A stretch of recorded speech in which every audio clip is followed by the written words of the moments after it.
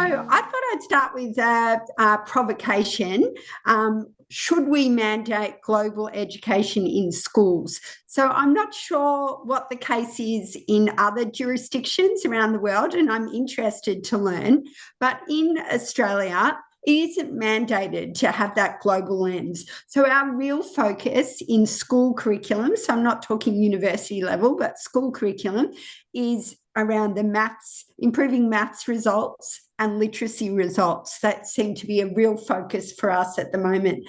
And I think when we talk about educating our young people, there is so many more important things, or maybe not more important, but there's so many other things that we should consider in our education system beyond those maths and literacy outcomes.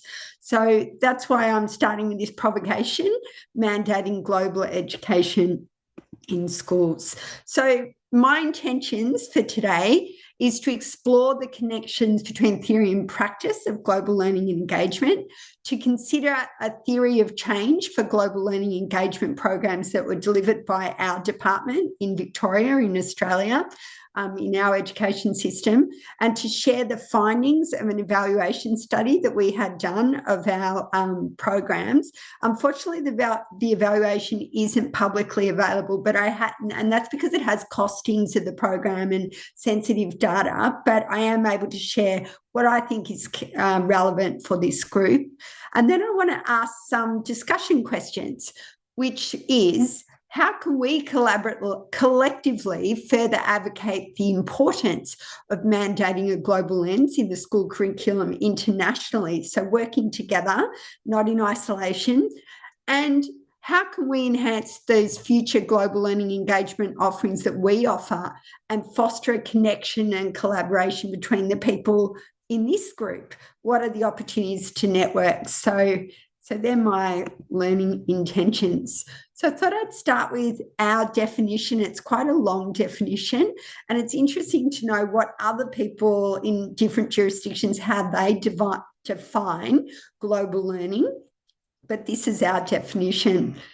So global learning and engagement encompasses an educational framework. It cultivates a student cohort equipped with a strong global perspective and intercultural understanding. This approach integrates global perspective embedded throughout the school curriculum. So it's not a one-off subject, it's embedded through all the subjects. The whole school improvement priorities, empowering students and school leaders to develop their knowledge and skills for vital and effective global collaboration and innovation through intercultural understanding. And it's about fostering that curiosity and understanding of the world. So we see that there are 4 key touch points or levers that we want to have an impact on at the system level. So we want to give students opportunities to learn about cultural and language immersion and mobility. So give them the opportunity to travel. And not all students are able to resourced enough to be able to do that. So the department sees it as important to provide some funding for centrally sourced and managed programs to send students offshore. We also think it's important to provide that student and teacher peer-to-peer collaborative opportunities. So if it's not about going offshore because that only has a certain reach, then we try and do that through online programs. And we connect with schools around the world, mainly in Asia, in the Asia-Pacific area, but we do provide those opportunities for students to engage and collaborate on curriculum areas with their peers internationally. We also see it's important to provide teacher professional learning that's focused on pedagogy, curriculum and assessment, and also have that whole school community approach where we get parents involved in the learning and we get, diaspora communities involved and international leaders and thought tanks to come to schools and present and share their understanding and learning of those communities. So why global learning and engagement? These are the reasons we have outlined in our strategic plan. We think that different perspectives that come from studying alongside people from other countries and learning about other cultures can stimulate that critical and creative thinking that we want in our cohort of students. We believe global learning opportunities with students from another country add a new dimension to classroom learning and actually lift engagement levels. We believe cultural immersion programs build that global citizenship, student resilience, and school pride. And we believe global networks enable excellence in teaching and learning through collaboration projects where we learn from other jurisdictions around the world about what best practice looks like in different school areas of focus and school improvement. And so we build on the practice and excellence in curriculum and planning and assessment through those connections and collaborations. So I did mention that we had an external review done of our programs, and this was a review done of the programs we offered over 2020 to 2023. And it's important that we distinguish that because we know in 2023 was COVID, and so we had to stop a lot of our offshore immersion, and we haven't had the opportunity to go back to that yet. So most of these programs that you're looking at were all online programs. So the numbers that you've got here are just for the last financial year.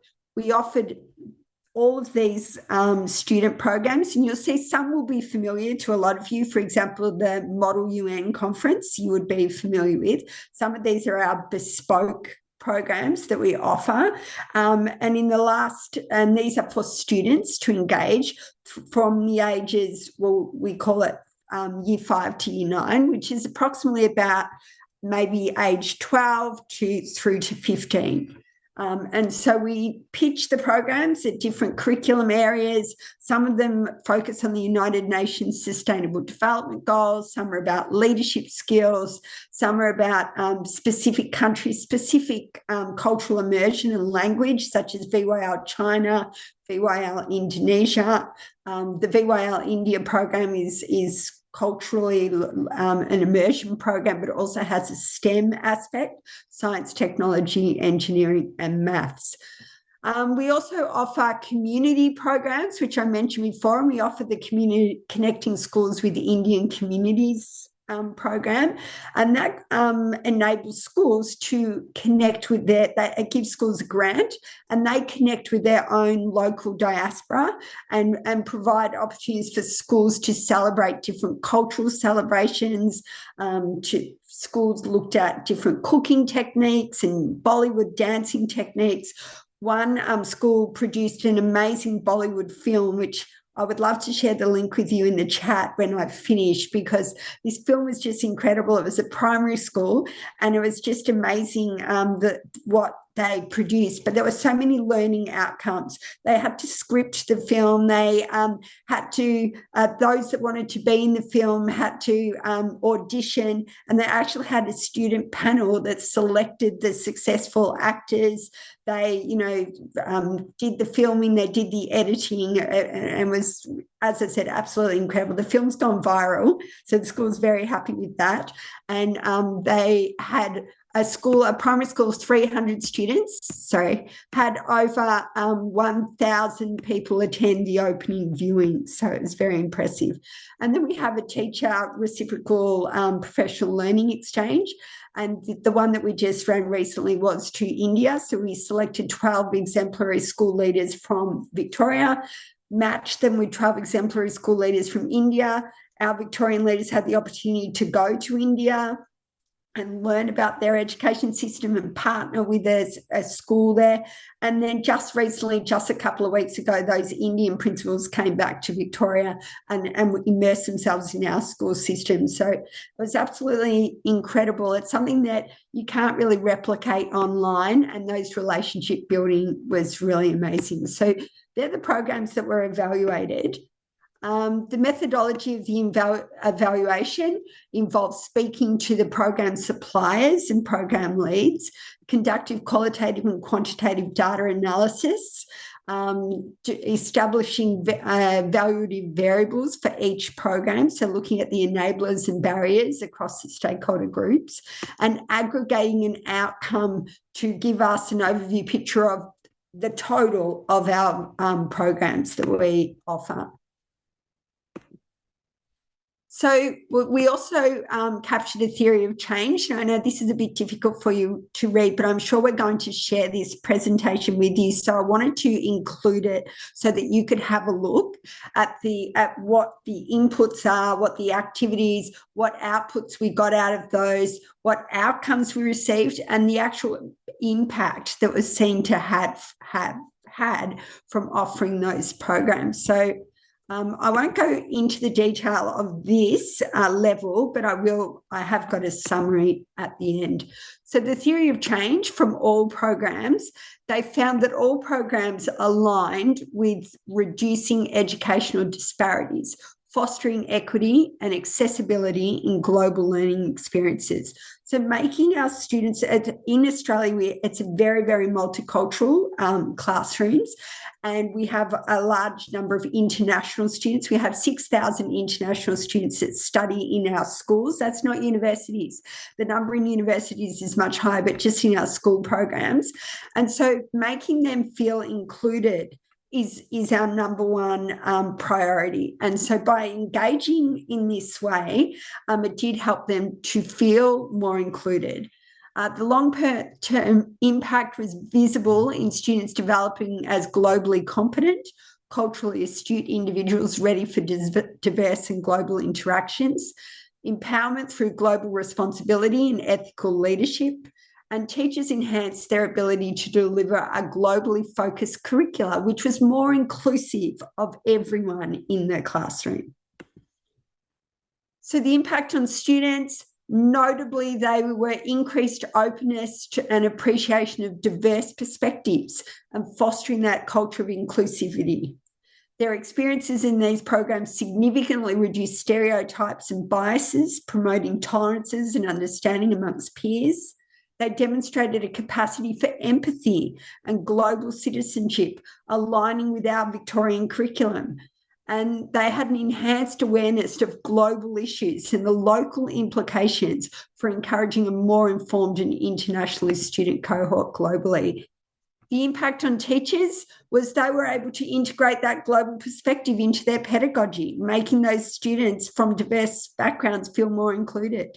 They had a lasting dedication to promoting social justice and equity, actively addressing and challenging inequalities, a long-term ability to engage effectively with students from diverse backgrounds, and a commitment to establishing and fostering an inclusive classroom environment, demonstrating and promoting cultural awareness and sensitivity to the creation of an inclusive school climate, and sustained participation in community engagement over time.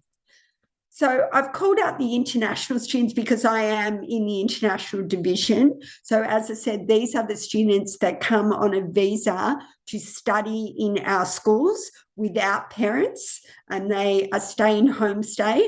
So they're very brave to do that. And they have the language barriers to deal with, and they also have, the cultural barriers, and they don't have their parents with them. So it's really important that we think these programs have an impact while they're for all Victorian students, all students studying in Victoria. What is the impact it has on international students? And the evaluation found that program participants who have learned to value different perspectives and improve their communication skills can help integrate their international classmates more, who can sometimes feel isolated due to language barriers, cultural differences, fostering that sense of belonging and community for all. So we do recognise that sometimes that is a problem for our international students, and we're trying our best to address that. Here is some feedback from the students, from the programs. I can just give you a couple of minutes to read that feedback.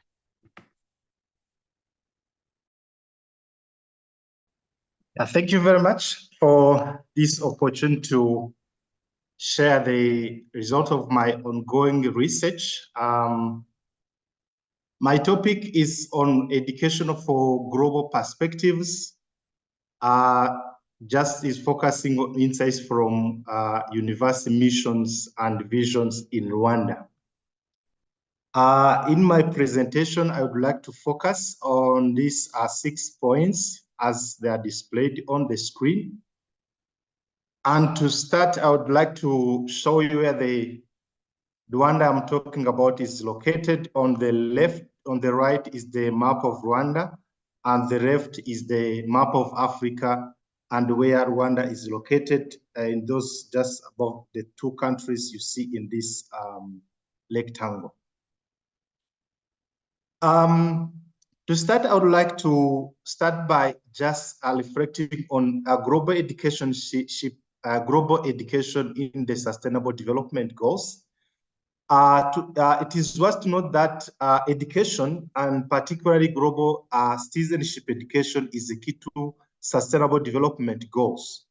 In this regard, especially on SDG 7, it shows that this topic has to be reflected in national educational policies.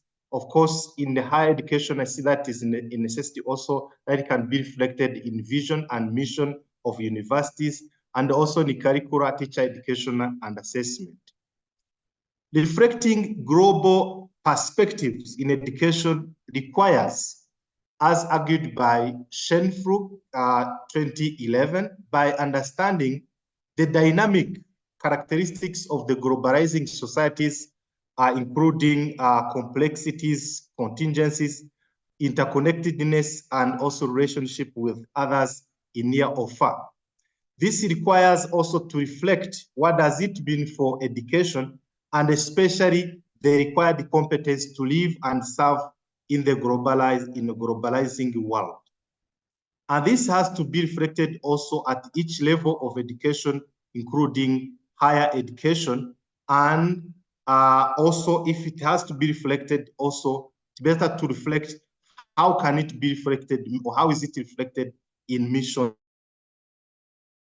of any education or any education institution. I want just to point out that like any organization, missions and vision just show what the university stands for, as well what they would look like in the future.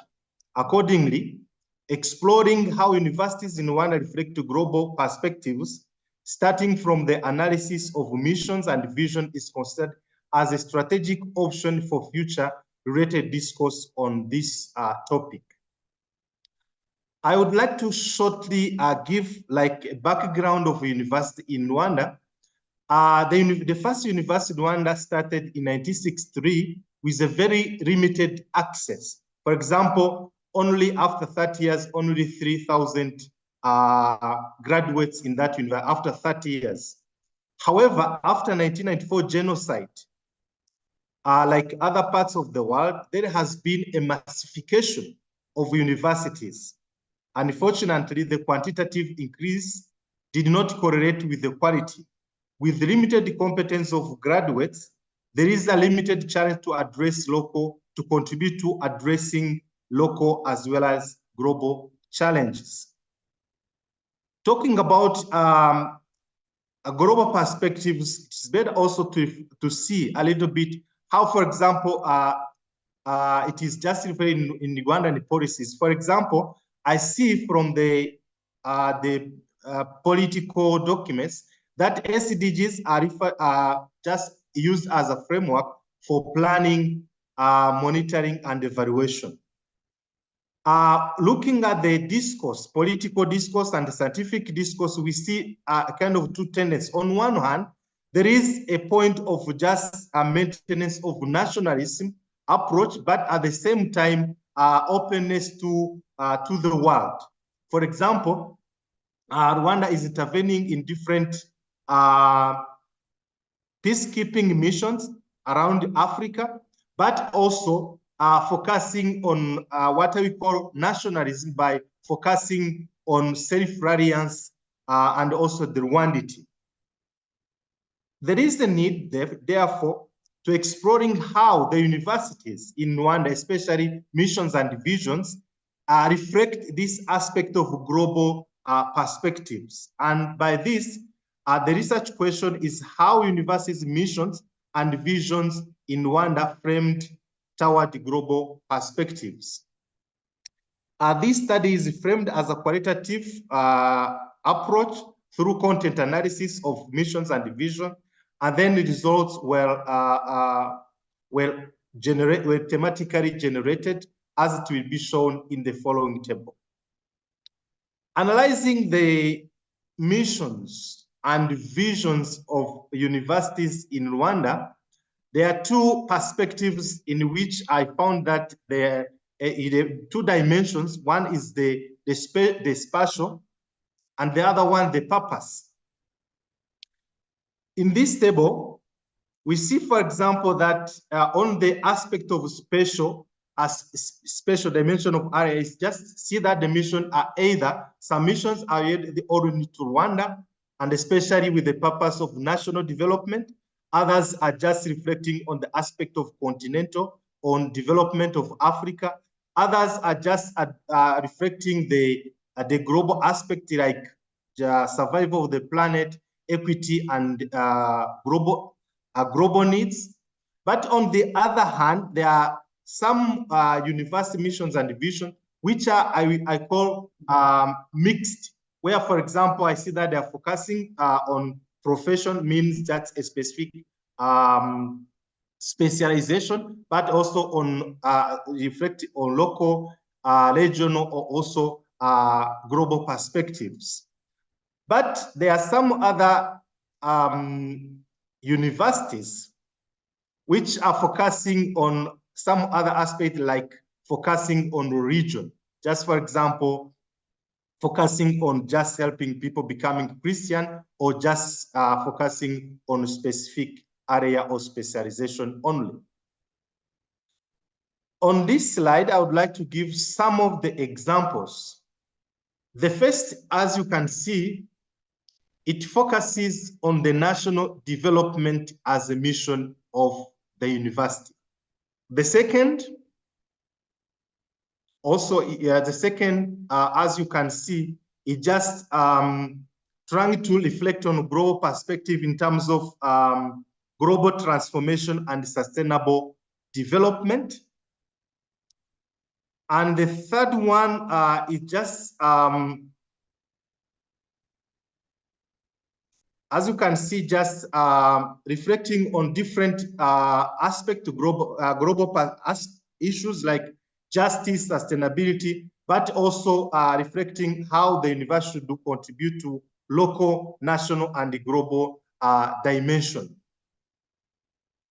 Summary, when I summarize the perspectives of universities, I see 5 orientations. One, I see that is a kind of vicinity in terms of just university mission and vision only focusing on profession, like agriculture or medicine, and also just focusing on the national development. The other, on the other hand, there is also some universities, especially those related to established by religious organizations, which are just focusing on a fundamentalist religiosity. There is also another aspect, as I mentioned before, about just focusing on just a university in Africa, just continental contribution, and also the aspect of global, but also an aspect of just combining local and global.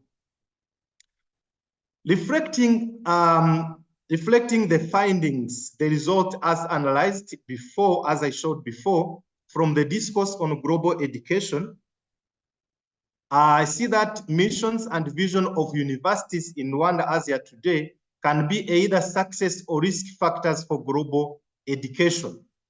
For instance, if a university mission or vision focuses only on national development, there is a likelihood that global perspective may be minimized. However, the specificities of considering global issues like sustainability, justice at local, regional, and global levels in the missions of a university can show openness to global education. The analysis and the discussion of the result of this study just in it or just stimulate some further reflections.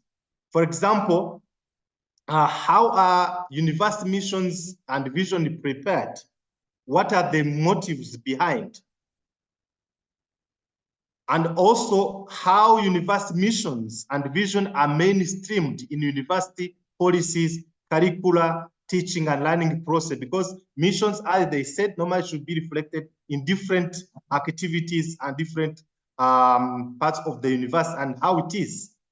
But also in the practice, I see a need of reflecting the professional development of university staff on global citizenship. Thank you very much for your kind attention. I'm looking forward for your questions, comments, and maybe suggestions. Thank you very much. Okay, so my name is Balakrishnan. So I'm actually very early in my PhD. It's my first year. And so this is like the topic of my thesis, which I'm still working on. So the anticipatory governance of global agendas in education. So it is not very much related to global citizenship education, but there are elements of global learning, which I will also discuss today. Okay, so first I'm going to introduce my topic, and then the research aim and the objects in this study that I'm going to talk about. Then what are global agendas? And then I'm also going to present my conceptual framework. And I use these two key concepts called sustainable futures and techno-solutionism. And then the initial findings and some conclusions for us to reflect on. So when I was listening to Dr. Emmanuel's previous presentation, I was reflecting when there was one slide, he said that, where do we want to be in the future? And that is what this whole topic is about, anticipatory governance. So a brief introduction, we are now in this age of Anthropocene. That is what geologists or scientists are also saying. So there's a growing sense of uncertainty when it in this sense of Anthropocene. And in this sense of uncertainty, there's also a lot of anticipation. So this has resulted in the emergence of anticipatory governance. Now, it sounds like a big word, but essentially what it means is basically anticipating the future and drawing up educational visions so that we reach to a certain destination. Now, that is what it essentially means. And to imagine education futures. So if you notice in recent years, there's international organizations like the UNESCO, or even now, technology corporations like Google, Microsoft, they are very interested in the future making of global education. And they do so by promoting certain global agendas. So this is where this whole research starts from. I've been a teacher in the classroom for close to 10 years. So I've been noticing how these international organizations are coming into the classroom spaces. And so that's how I formed this whole idea to start this research. So for today's presentation, so this is actually part of my literature review, I would say. So in today's presentation, I'm looking at which global agendas are highlighted and in what ways are they discursively constructed. Okay, and to answer this question, I use three different objects. I'm calling these objects or instruments. They are it's the global policy document, an international large-scale assessment, which is PISA, and the Google for Education platform. So let's look at the three objects. So the first one is the new social contract from UNESCO. The second one is PISA 2025, which focuses on science. And the third one is, this is documents from Google, which talks about the future of education. So, but first, what are global agendas? So in the current consciousness of the public education, of global education, we are seeing the rise of, I mean, at least not the rise, we are seeing education 2030, big push forward. So the way I define global agendas is they are global targets that unite all relevant actors, national governments, international organizations, philanthropic actors, non-state actors behind the supposedly universal agenda of critical significance. So this is where, this is how I define a global agenda. Now, a global agenda can be something like a PISA, or even it can be something like a digital literacy program, or even like what Sharon was saying earlier, like a platform for students to learn about different cultures. That is also a form of global agenda if you look at it, because the world is so diversified right now. So in the age of uncertainty and anticipation, so this whole model here, I got it from Mario Novelli and Anthony Verga. So drawing on their work, we can see how global economy is interrelated with the construction of global agendas for education. So the uncertainty in today's world, there's a lot of uncertainty thanks to COVID-19. So there's an intensification of educational visions to ensure that we as humans produce work for the global economy. So so in this case, these global agendas are key instruments of the global governance of education, because without global agendas, we cannot push the economy forward. This is how some scholars talk about the interrelation between economy and education. So in a recent study, Dr. Maren Alfred, so she said that the recent education policies promoted by UNESCO and the OECD are embracing two distinct post-humanist visions, the sustainable futures and the techno-solutionist strand. So sustainable futures here are underpinned by decolonial and anti-anthropocentric stance, and techno-solutionism is represented by the unwavering belief that technology will save humans from extinction. So these are the two major concepts that I'm working on. So I'm trying to develop these two concepts into, like you can say, a conceptual framework. So sustainable futures, I'm tying educational visions are tied to hope and extinction. That means sustainable, so educational visions are formed in a way to give you hope to reach to a certain destination, or if you do not reach to that certain destination, you become extinct as the human species. So the other one, there's a mistake here. It's not sustainable futures. It's actually techno-solutionism. So techno-solutionism is tied to techno-optimism and technologies of saving. The way technology is being discussed in these global policy documents is technology will lead us to a better future, or technology is the only element that will save us. Okay. So this is so going back to the three objects I was talking earlier.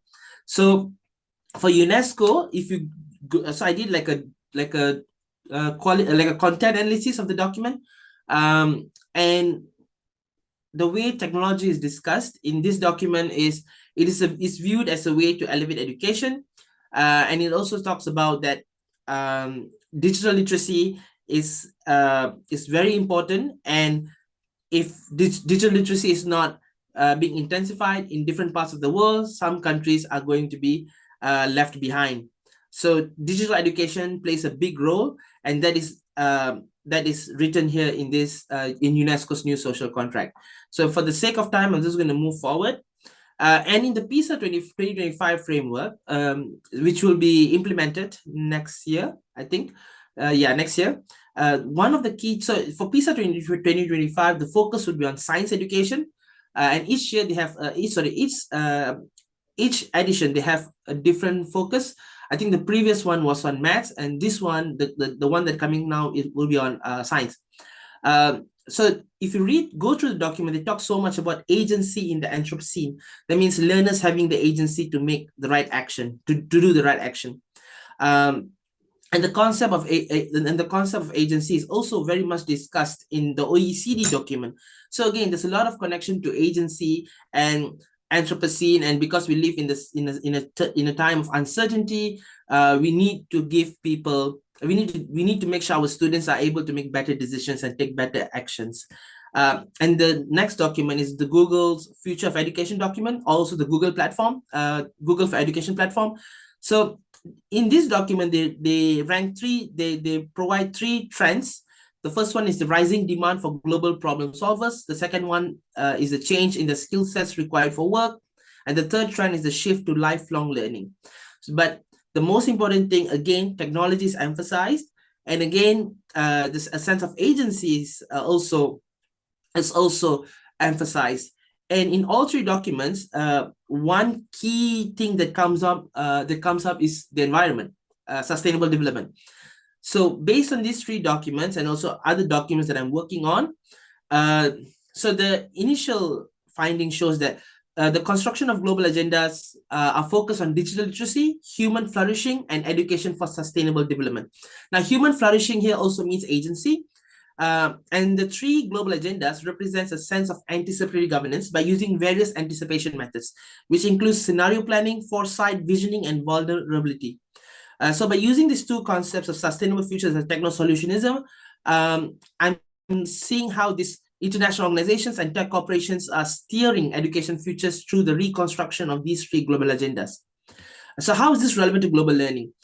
So what we are seeing now is an emergence of multi-stakeholder groups in the delivery of education. So for example, the Global Education Coalition, which started after COVID-19 and is being currently led by UNESCO.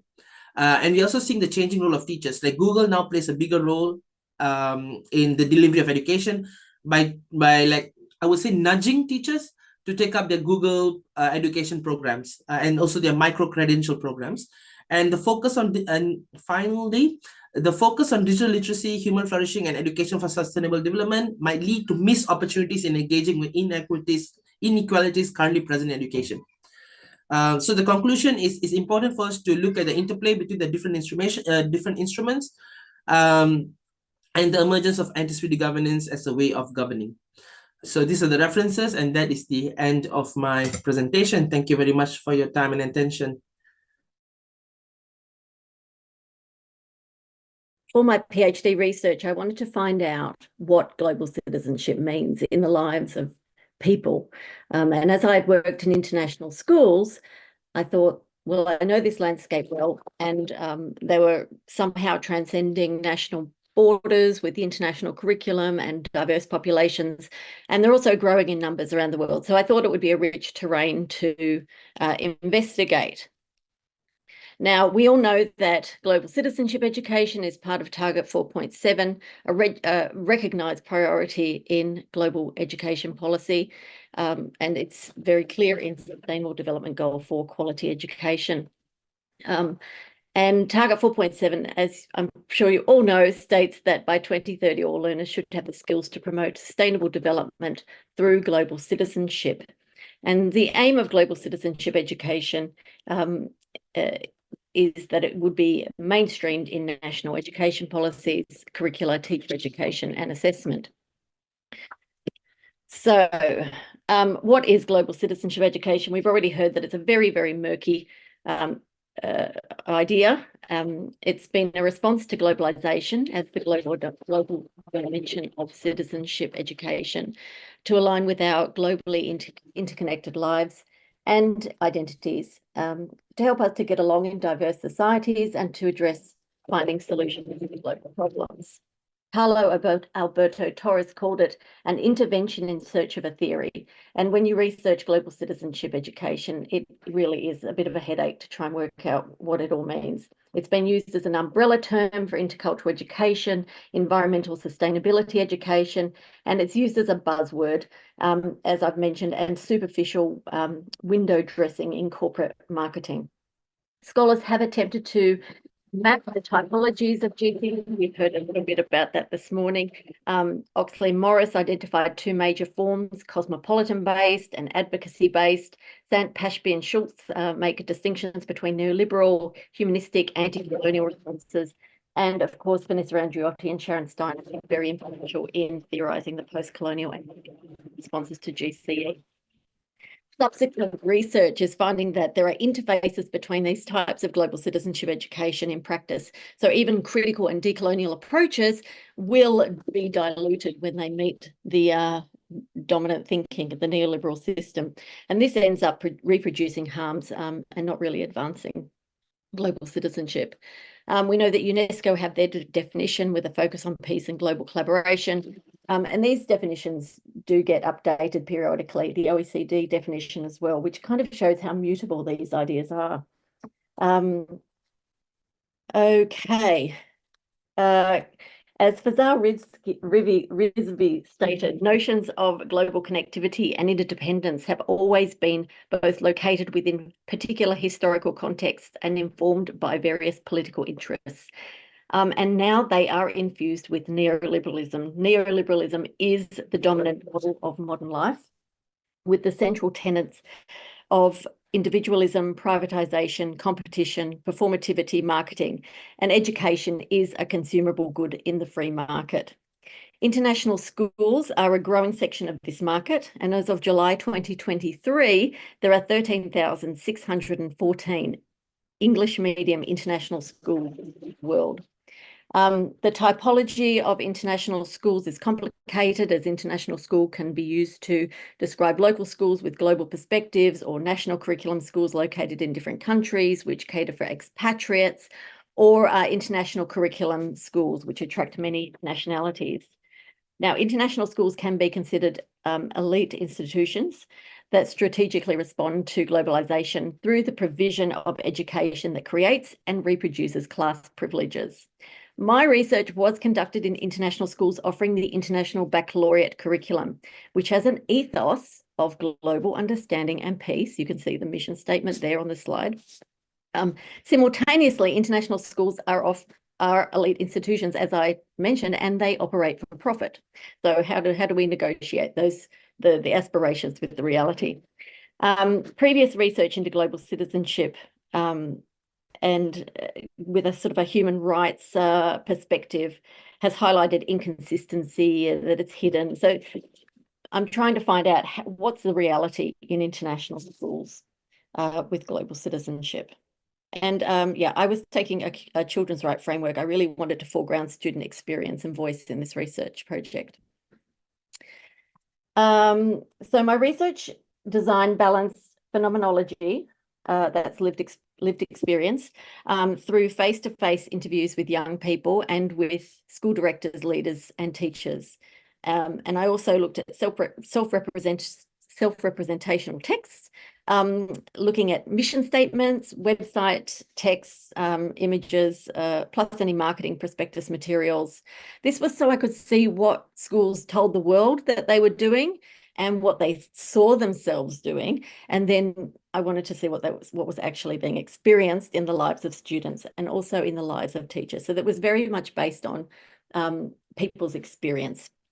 So I spent time in 3 schools, one in Finland, which was a not-for-profit tuition-free school, that's important, and a school in the Netherlands, which was a fee-paying school but subsidised by the Dutch government, and it was governed by the Dutch government, and one in Australia, which was a private, independent, for-profit school. Okay, the participants all had some transnational experience in their lives, either a migration background or living or working outside of what they consider to be their home country. This is a very, complex idea as well.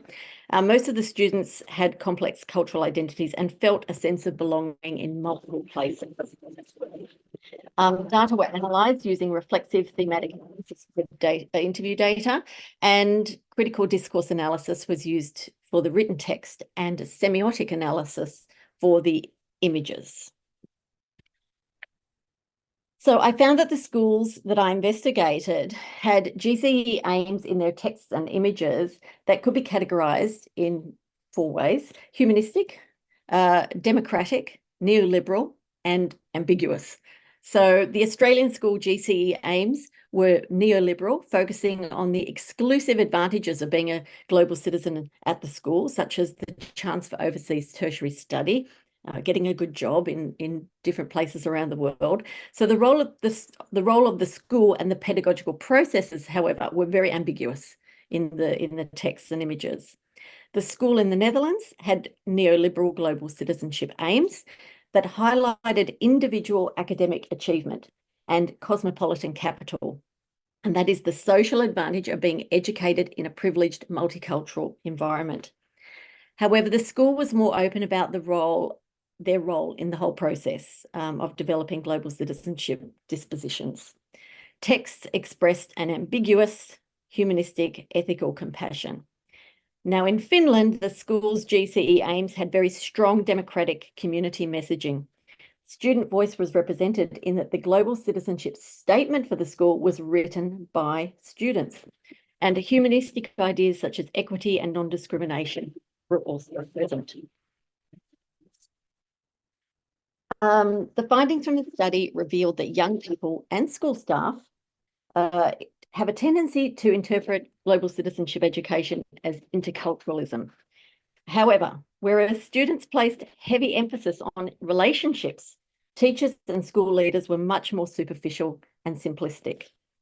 Students described interpersonal relations with other young people and also their teachers. They spoke about the importance of care and compassion, The importance of intercultural exchange moved from classroom to the playground to the world outside of the school. So their learning, their perception was that their learning took place in many different places. Young people and school staff experience global citizenship as having to adapt and assimilate into the dominant culture. That was a strong theme. School staff were simplistic in their conceptualization of GCE as interculturalism. For example, they understood that they modeled global citizenship by learning essentialized cultural communication styles. So they had this idea that people from this place communicate in this way, people from that place communicate in that way. It was very rigid. There was also the prominent idea of the school being a Disneyland, small world, you know, one big happy intercultural family, which completely ignored cultural hierarchies and other power imbalances. All school staff said that GCE was International Days, World Culture Days, Harmony Days, which made me think of that the article by Hugh Stark here talking about the 3 S's, saris, samosas and steel bands being introduced into British culture. Days where students wear a national costume. This was very interesting too, that it was aligned with belonging to a particular nation and bringing food from their country. So culture was firmly linked with the nation state. I found that GCE is experienced as mysterious and implicit.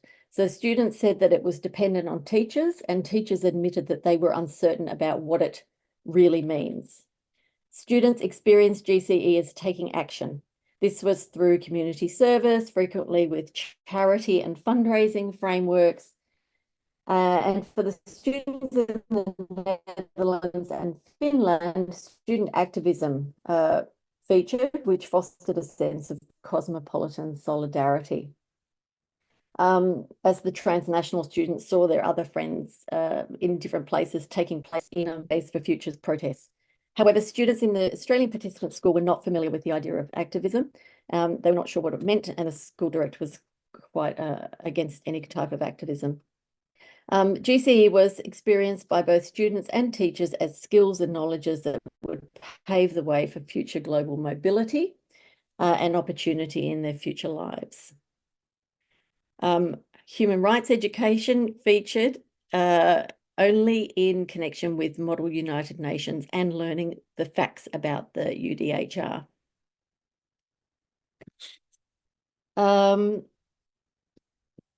So recommendations. The QR code, by the way, is for a recent publication. There's a new publication coming out, which will focus on the intercultural results, and that will be in the Journal of Research in International Education.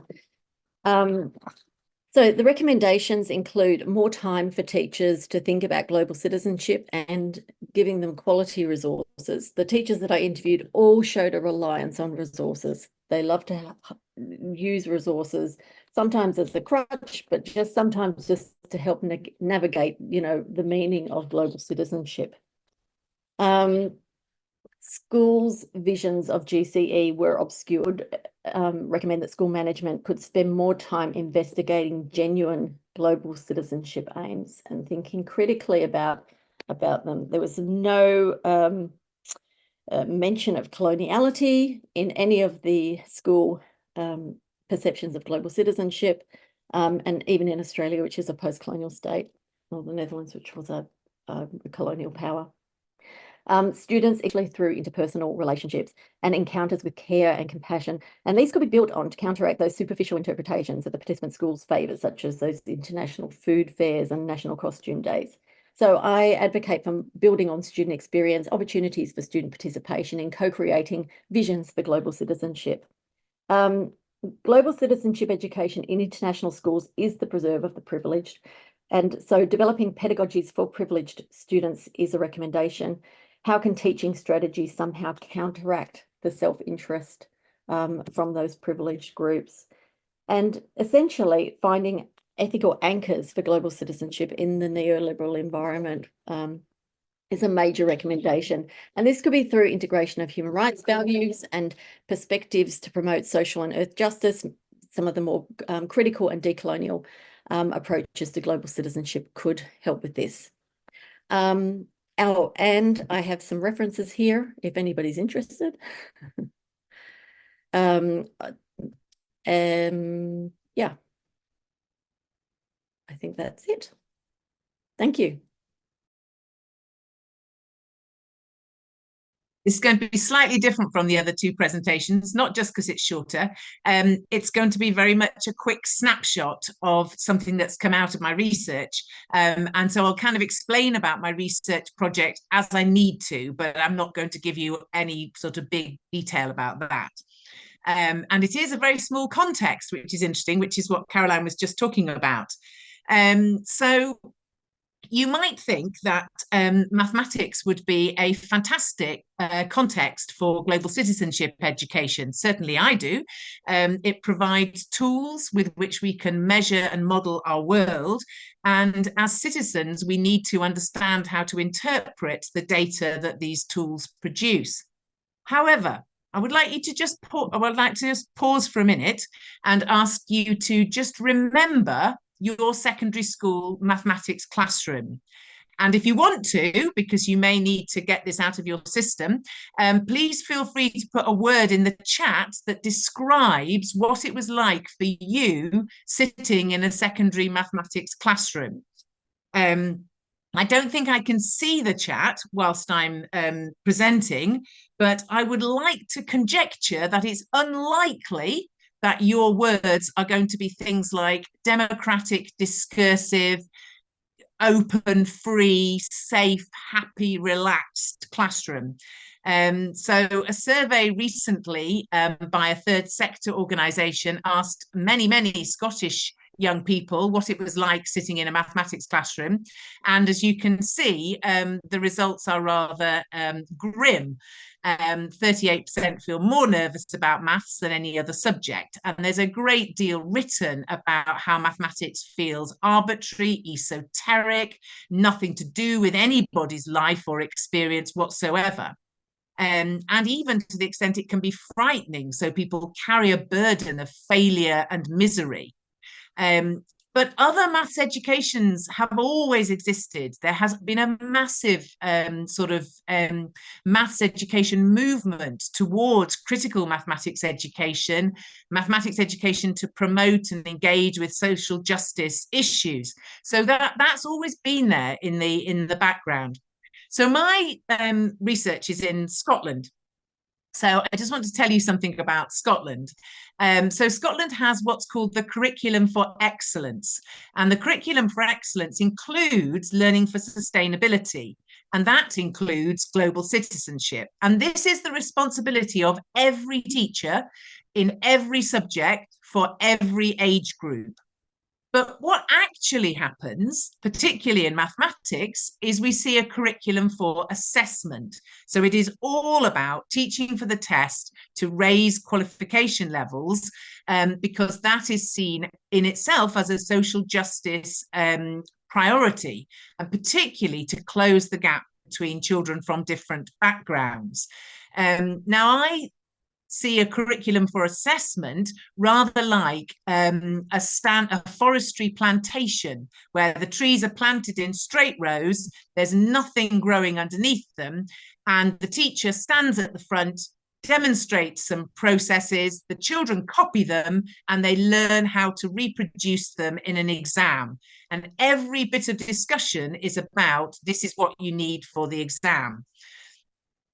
So I engaged with mathematics teachers who had chosen to undertake professional learning about global citizenship education with a development education centre. What I did not find was activist teachers with an explicit commitment to social justice. That's not what I found at all, although, and it took me quite a long time to get over my sadness at not finding that. But what I did find was teachers who cared passionately about what Skov-Mosey calls the foregrounds of young people. So what world are they going into? How are they going to live in that world? What kinds of skills and dispositions do they need for their lives to be meaningful and for them to flourish? So that's what the teachers cared about, but they were working in a context where what's called educational triage happens. So as the young children come into the secondary school, in Scotland, as is true in most of the United Kingdom and the United States, they are put into pathways depending on their prior attainment. And so they follow these pathways according to how the teachers have decided they are capable of achieving. And achieving maths qualifications was always an absolute top priority, and it was very heavily policed in schools. You know, it was main targets set down by the government and then local education authorities. But the teachers themselves recognised much, much wider purposes for learning mathematics, but they didn't challenge, you know, what was happening. So what they did was they found and made and gave space for activity, which I am calling activity that aligns with the aspirations of Andreotti's global citizenship education otherwise. And this activity had, in some cases, quite a significant impact. It shifted the participation practices in the classroom so that different voices were heard, and it started to challenge the attainment hierarchies. By calling for a different range of capacities and capabilities, different children were able to show that they had competency. And in a very small number of cases, what started to happen was young people were given space to ask their own questions and to own the mathematics and to engage in what Skov-Mosey again would call a landscape of investigation. So I'm thinking of this in terms of, here's the horrible plantation forest with no light at the back, and the teachers can't really do anything about this, but they can find the spaces where there's lovely things happening and different opportunities. So they found spaces in interesting places. They found spaces with classes who were not making progress, and therefore there was no opportunity cost, to use an economic neoliberal term here. If these classes were not making progress, the teachers could suggest other things to do. They also found opportunities where there was a resource that exactly matched something they had to teach, and we made some resources which included topics that all teachers would have to focus on, so fractions, decimals, percentages, those kinds of topics. They also found space where they could blur the distinctions between everyday mathematics and sort of school mathematics. And that happened in particular courses that were more to do with the applications of mathematics, or finance maths, or statistical topics in courses. So I'm going to just give you a couple of examples very quickly. So one example was a teacher working with a very disengaged group, youngsters who were aged 12, 13, coming to maths at the end of the day, at the end of a long day, because their days had different lengths, and they had a double maths lesson, and they came from physical education, and they were not in the mood for any kind of maths, and she was really struggling, and by the end of the first term decided her usual curriculum just wasn't going to work. So she asked, and interesting that she had to get permission for this, she asked her head of department if she could design her own curriculum based on the Sustainable Development Goals. And they'd worked through the first 4 before the first lockdown happened and the school closed for COVID. And the outcomes were much increased engagement from the young people, and this kind of reversal of the hierarchies of attainment.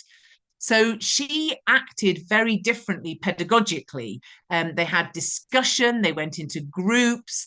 In fact, she asked them to present in their groups. And those of you who teach and are experienced overseas probably won't know this idea that in the UK, everybody is put into a group for maths according to their prior attainment in almost all schools. So she talks about mixed ability, where you've got children from different attainment levels working together. And so she was very conscious of those who were high attaining in maths, but found that those who were lower attaining in maths had other capacities that became quite important.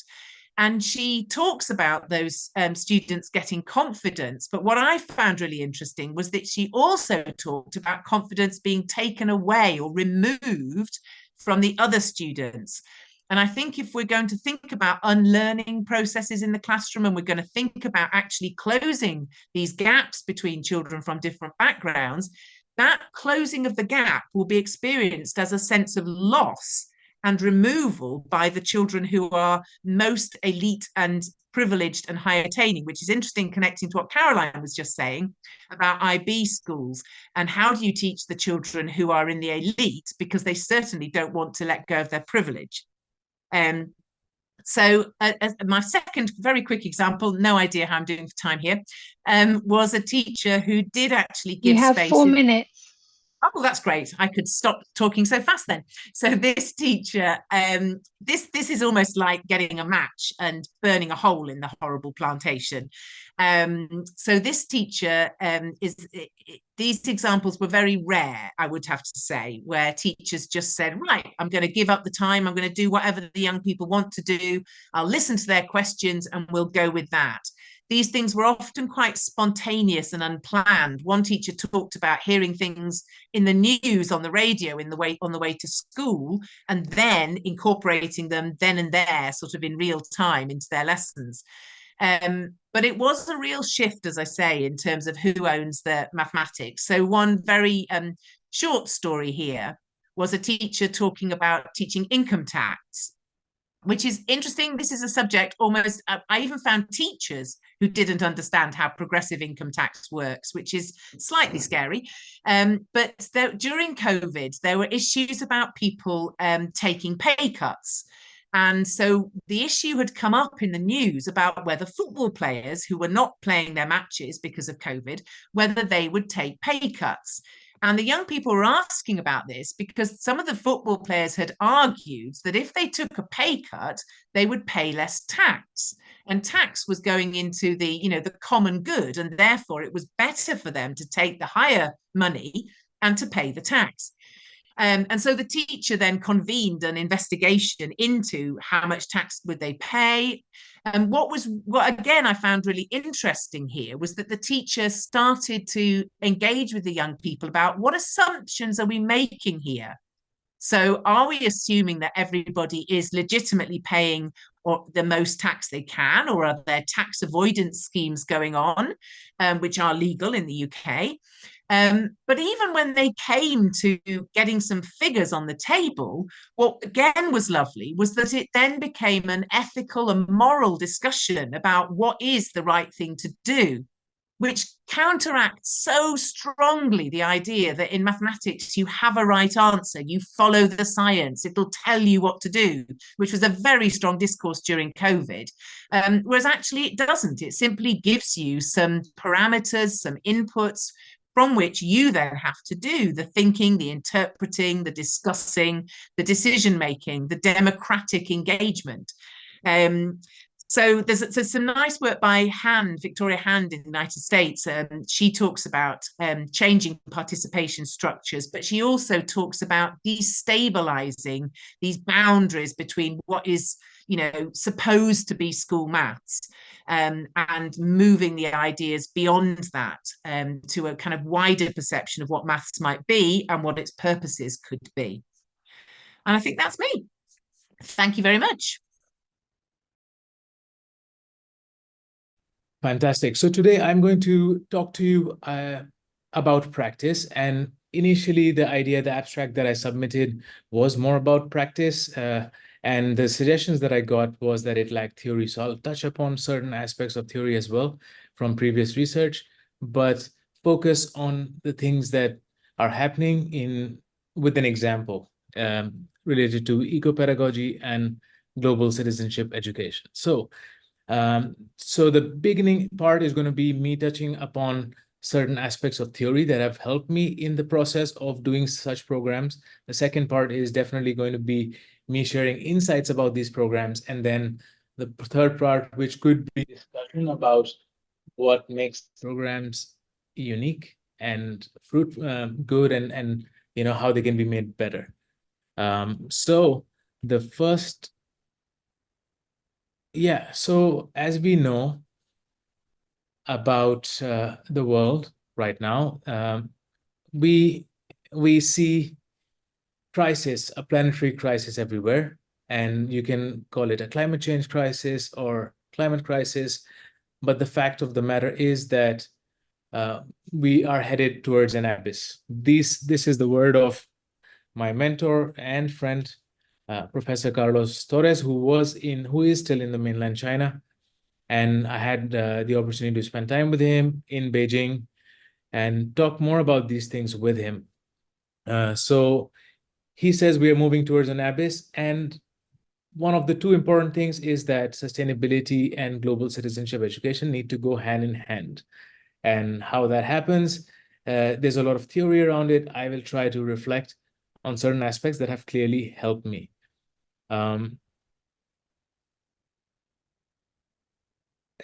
Okay, so the first thing is the aspect of environmental pedagogies in order to combat this planetary crisis.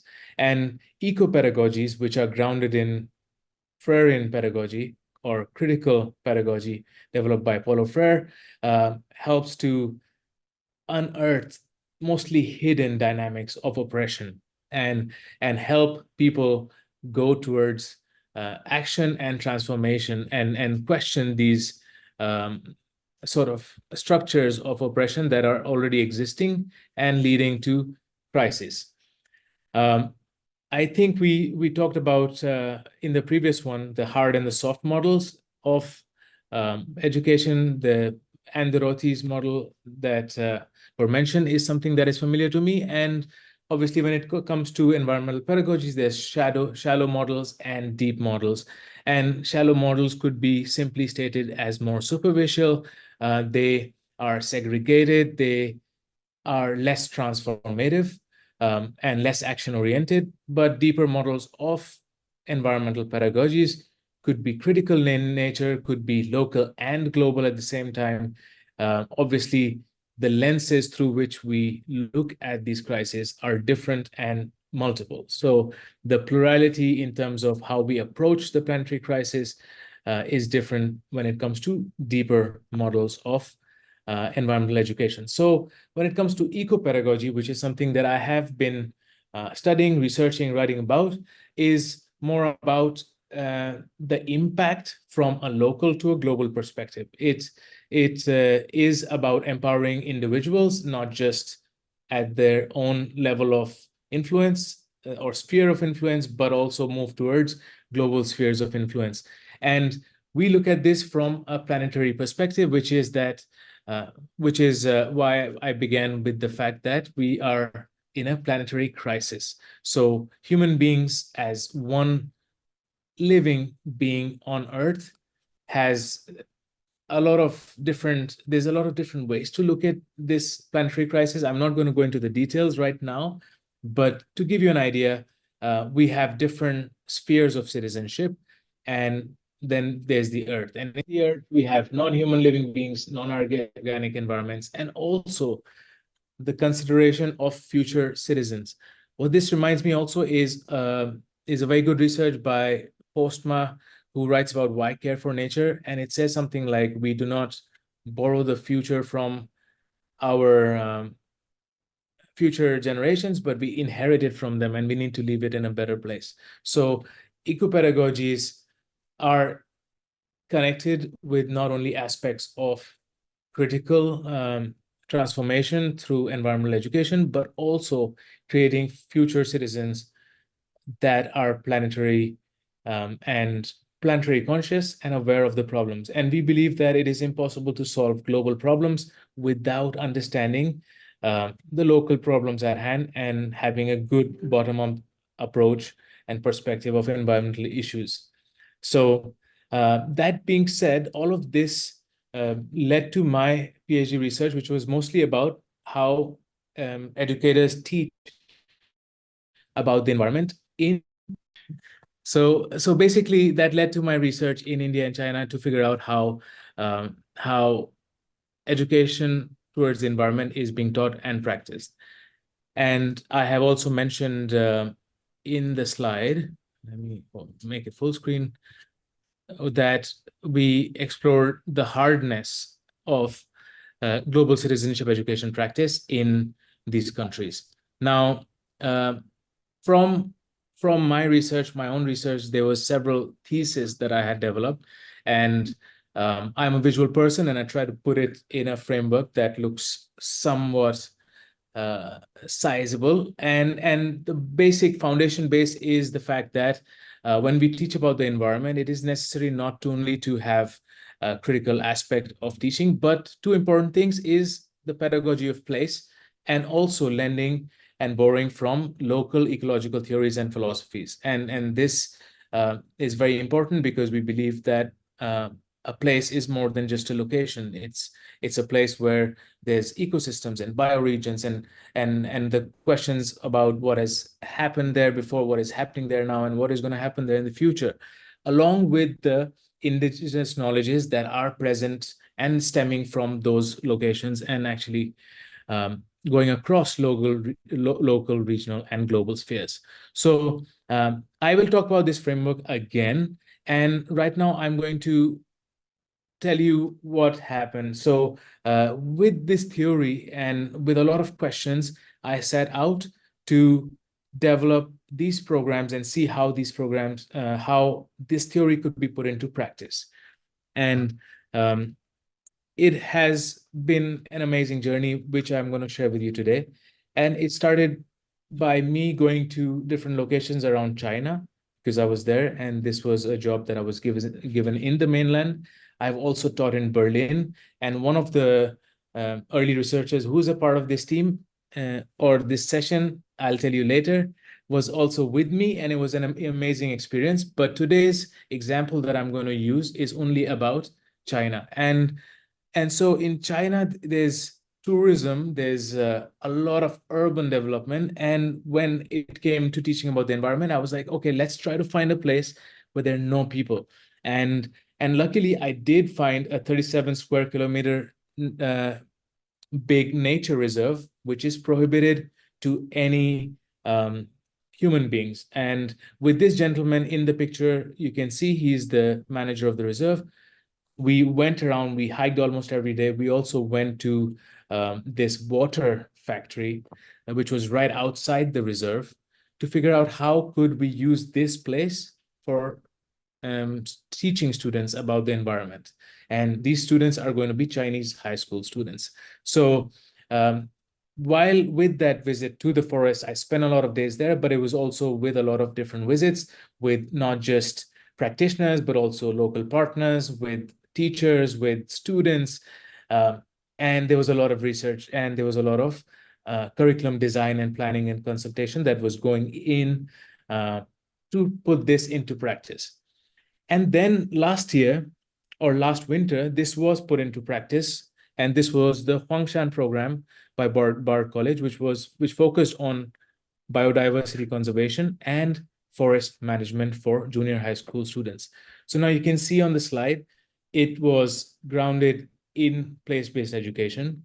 Second thing, paid importance to local knowledges and theory and local practice of the people in that region, because these stakeholders are very, very important to that particular space. And then the critical aspects of hands-on learning and the experience itself. So what we basically did was, as you can see in some of these pictures, guys in the green jackets are rangers. These are forest rangers that I partnered with because I wanted students to learn from the forest rangers who are practitioners, and also from people like me and other teachers, but also forest rangers who are in the field and who are actually taking steps to protect that nature reserve area. So the forest rangers would lead these students into the forest for hands-on activities. For instance, on the left, you can see them installing cameras to track animals. On the big screen, they learn how to upload data on the server to quantify what they see in the wild, etc. On the right, we have field trips and other social engagements about what we can do, what is our role in conservation. And then we have classroom meditations and reflections, which is equally important. So the focus was not on one particular subject, but approaching this with a wide range of subjects. Because we were in the forest, all of these subjects were interconnected. Students were not only gaining subject knowledge skills, but also getting a lot of hands-on experiences. So for instance, on the right, you see these are pictures the students took by themselves of the animals in the forest. This is a 7-day program, in case people are wondering how long this is. So in 7 days, this is extremely packed. They are working almost 10 to 12 hours a day. I talked about the stakeholders, and as you can see here on the left, we make them engage with locals and the community to understand the local issues, understand about the local knowledges. I think there's a picture of a former hunter also who the students interviewed. And this guy, maybe I took out the picture, but this guy was very, he has become a conservationist now, and he was talking about how everything is only about protecting the environment now. But as soon as the teachers left the room, he started showing students his hunting equipments and the bear traps. And these are things that he claims that he used to use 20 years ago. But amazing experiences, very nice anecdotes and narratives. And students, when they go out in the wild, they are not... Just that is it's past 15 minutes. Sorry. Yes. Thanks. So when they're going out in the wild, they are there are no trails. They're hiking the forest like the rangers do, and then they learn the process of doing the patrol themselves. In the classrooms, we have professors who specialize in geography, who specialize in geology, biodiversity, who talk about indigenous knowledge. For instance, Chris, who joined us for this from the States, talked about the feng shui lin, or the sacred forests of Asia, which is a concept that even the students or the Chinese students didn't know about, and it's very uncommon for people to know about this concept. For instance, this seems like there was a lot coming from us to the students, but there was a lot coming from the students towards us also. So for instance, this student on the right is explaining how in his own village people were hunting, and incredible. This kid is only 16 years old, and he took at least 8 hours, 10 hours to prepare this presentation. And then students also share their work from the field, as in celebrate their achievements when it comes to tracking animals or using different technologies in the forest, mapping the forest, sharing different findings from their own mini research projects. So this is something that has yielded a lot of good results, and I say that because of the student feedback.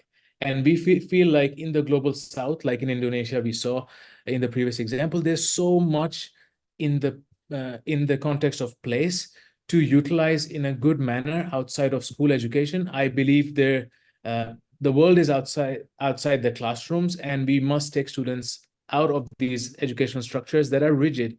And for that reason, I feel the critical global education or eco-pedagogies can emerge from such contexts in the global south, especially, even though we have done it in the global north in places like Berlin. I'm going to come to that. But I feel it is very important for an authentic dialogue from different perspectives. It is very necessary in today's time going forward. The second thing is that we need to look beneath the surface. And when we engage students, we not only want to show them the fancy worlds of, let's say, national parks and stuff, we want them to actually see the realities of these places. We want them to appreciate their local cultures before they go on to appreciate and understand and critically dissect cultures that are geographically far from them, you can say. And we want to question and problem pose politics that are about teaching critically about the environment and global citizenship education. So quickly, before I open this for questions, and I hope we have 10 minutes at least for that, these are some of the feedback that I've gotten from the students. And some students who join this program in winter, they're coming back again in the summer, and I cannot wait. This program is going to run next month, and I'm really looking forward to it. Some parents said stuff like she found true love through this program, through this life, and it is the best program ever for my daughter, and she wants to go again. So these are things that I get motivated by, and I want to deliver the best education possible for these students, and something that can go a long way, even though it does not really give them results in the moment. So this is some of the stuff. I would love to open it for questions. Also, as you can see in this picture, I have had the honor to work with Mr. Ricardo in Berlin for one of these programs, which was about sustainability at Bard College Berlin. And Ricardo joined me for a fantastic session about the pedagogy of hope, and we tied it into sustainability. I love working with other people in the field who are most of the time more knowledgeable than me and can give me so much, and I love it. And so I'm open for any research, support, collaboration. Please share with me your ideas, especially about how these programs can be assessed and how I can sort of keep track in a proper research-based manner about what is happening on the ground level. So I would love to hear about that. And if you need any help from me, please feel free to reach out on social media, on my email, and I can help you with social media stuff also. The QR code is for a feedback, which has only 3 questions. If you have your phone around, while others ask questions and discuss this, you could fill out a simple feedback for me. That's it from my side. Thank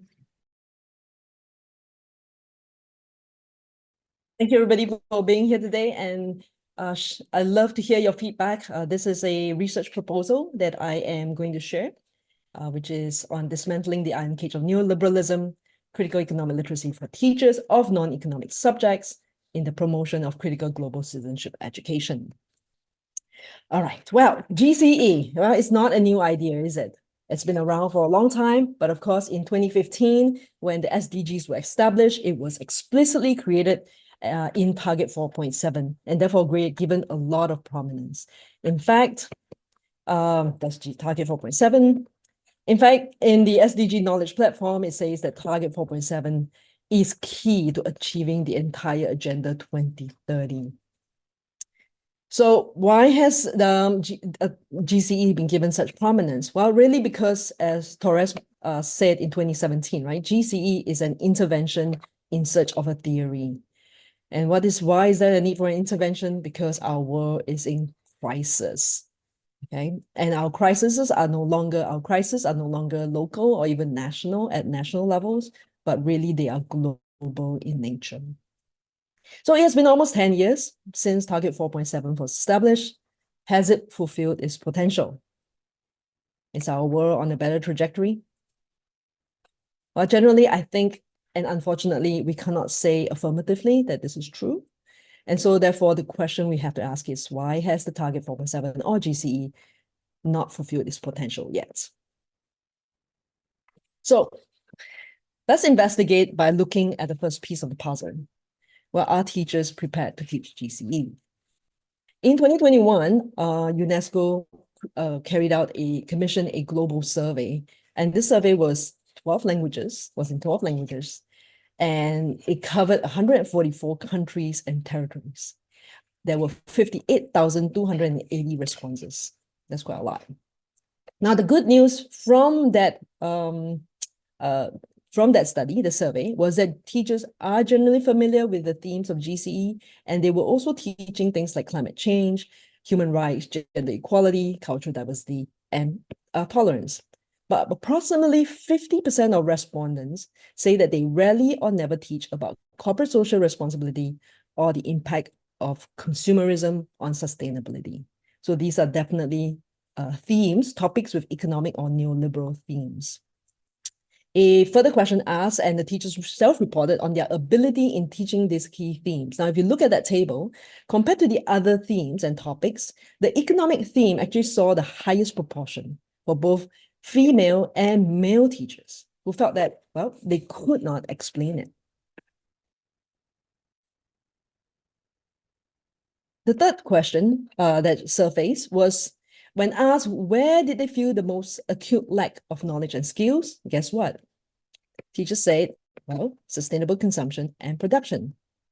That was, again, the economic theme was something they felt they lacked knowledge and skills to talk about in global citizenship education.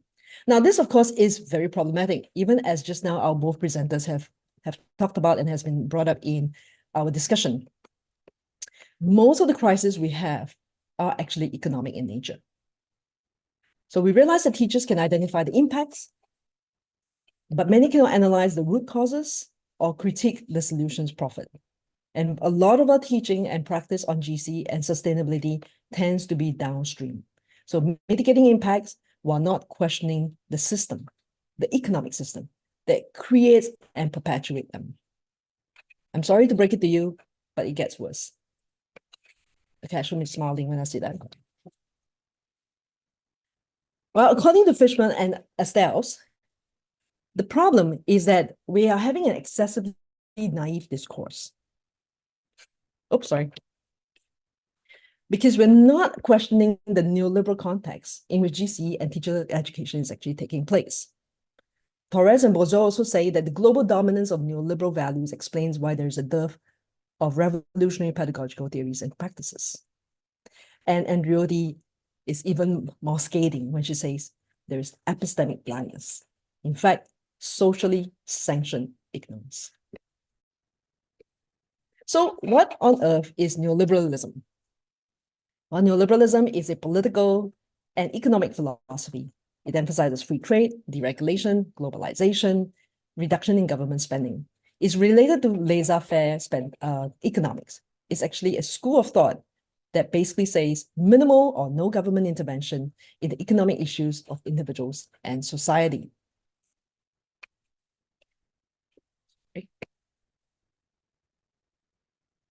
So, more than 100 years ago, Max Weber mentioned the iron cage metaphor. He used that to describe the immense changes of society at his time. Now, if we look at the driving force, or what you see here on the left column, the factors, or we can call it the bars of the cage, compared to our present day, actually there are incredible parallels. Today, neoliberalism's emphasis on market-driven individualism, profit maximization, efficiency, and out-competing others have created a new iron cage. The result can be seen under the picture of the iron cage. The results includes increasing bureaucratic procedures and regulations, constraints on individual freedom, pervasive anxiety and fear. One thing we do know that this metaphor can also be misleading because the iron cage is not just externally imposed, but the people who are held in this cage are also building and strengthening the cage, which is why it is not just global citizenship education that we need, but critical global citizenship education. And I think this has been mentioned previously.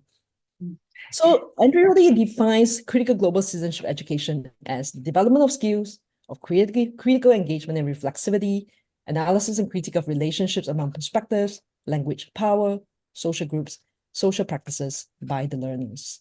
And of course, even in this definition itself, many of us who are very familiar with Freire's work will see that there are elements.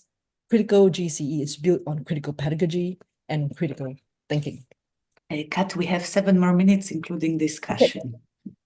So let me quickly recap this and summarize, okay?